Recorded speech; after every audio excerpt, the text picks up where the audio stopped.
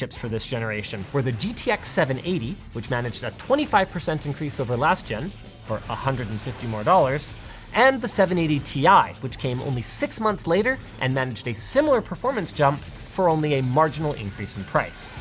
Meanwhile, AMD's codename Hawaii cards were hot and loud, with the bigger issue being that they were plagued by driver issues and wouldn't really catch up in terms of performance for a couple more years.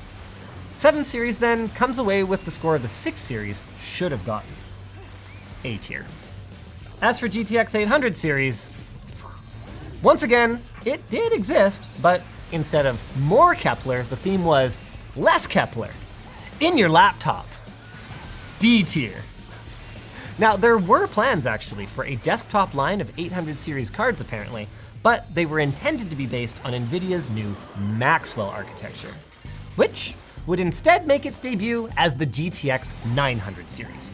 Maxwell is notable for a number of reasons. It was the second time that NVIDIA passed a mid-tier GPU off as a flagship.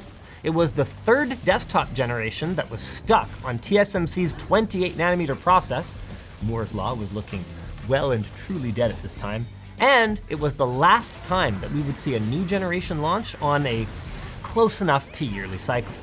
Impressively though, Maxwell offered a 30% performance increase for, wait, less? Yes! The 980 was a $550 card at launch, $100 less than the 780.